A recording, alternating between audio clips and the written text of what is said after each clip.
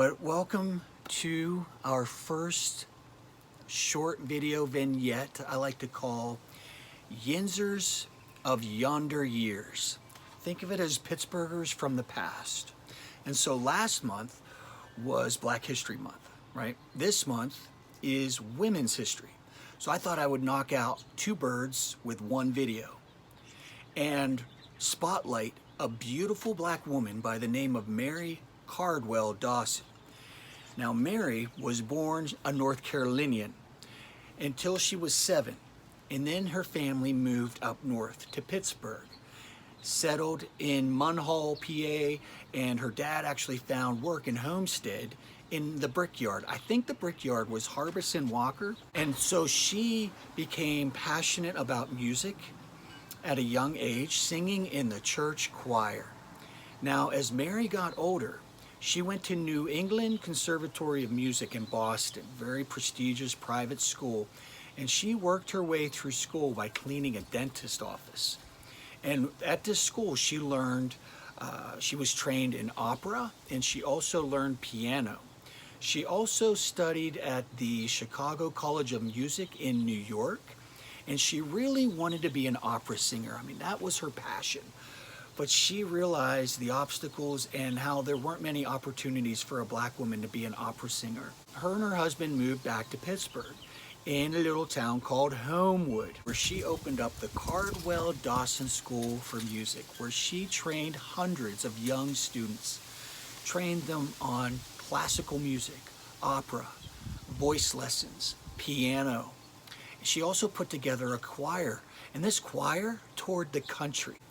Then she started the first National Negro Opera Company, the NNOC. This opera was the first Negro opera company to perform in New York, metropolitan New York. They performed in DC, they performed in Cleveland, they performed in our very own Pittsburgh Syria Mosque. And then this opera company branched out. She continued to open up opera guilds. Opera guilds in, again, New York, Cleveland, Detroit, Newark, all over the East Coast. She would open these opera guilds. Now, what's interesting that I found in one of these articles when I was studying about Mary is her strategy. When they did operas, they'd like to do the Italian opera, Ada. And so the cast was all black, and the orchestra, she made a point to have an all-white orchestra, and her strategy behind that was to show the world the beauty of diversity within music, overcoming evil. Now, we've got to come back to Mary's home on the 3rd floor. This house has a lot of history. Back in the 1930s, a lot of wealthy black folks were buying up property, even in white neighborhoods. And a man by the name of William Woogie Harris, that's right, Woogie bought this house in 1930. Now, Woogie, you may not know Woogie, but you may know his older brother, Teeny. He was a famous, renowned Pittsburgh photographer. Woogie and Teeny, they've got these crazy stories of how they owned the Crystal Barber Shop in the Hill District and how this was a front to hide the gambling and running numbers in the back, like crazy stuff. And then they ran around with one of their partners was a guy named Gus Greenlee, and Gus was famous for owning the Pittsburgh Crawford baseball team. They had all these celebrities and famous athletes come to the house, and this house became a safe place during the Jim Crow laws.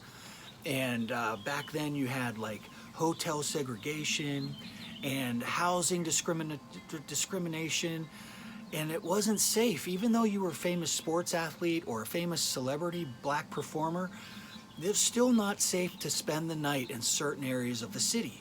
So they'd all come to this house to be safe. And so they'd have crazy parties, and they'd show up in their fancy cars and all of their fancy furs. And they had great musicians like Cab Calloway, Lena Horne, Duke Ellington. And they had athletes like heavyweight champion Joe Louis, Pittsburgh Pirates Roberto Clemente, Roy Jefferson, John Nesby, Marvin Woodson of the Pittsburgh Steelers. They'd all stay at this house and have parties and know that they were safe. Now Harris rented the 3rd floor to Mary and her husband, where all of this music history came about. Now this house was, he died, I think 1967. The house started to deteriorate, and it was about to, so dilapidated, it was about to fall in on itself. I think it was scheduled to just be torn down. Until 2020, there were 2 women by the name of Marion White and Jonette Solomon who had enough, you know, of this to say, hey, we need to buy this house and we need to begin a restoration project. And I think they raised something like $22 million in the restoration. I think the restoration just happened just last year. I think they just started working on this house to bring it back to its full glory and beauty. I'll put the link down below to that website. I'll also put the link down to the Music Conservatory up in Boston, where Mary studied. That just last year they presented a painting of Mary that will remain up there. So if you like learning about Yinzers of the yonder years, Pittsburghers of the past like Mary Dawson, I need you to do a few things. Subscribe to the channel if you haven't already. Then share this video with someone. Like the video, click on the like, thumbs up, and then most importantly, we want to hear from you. So put down some comments. Until next time, Yinzology, the study of all things Pittsburgh.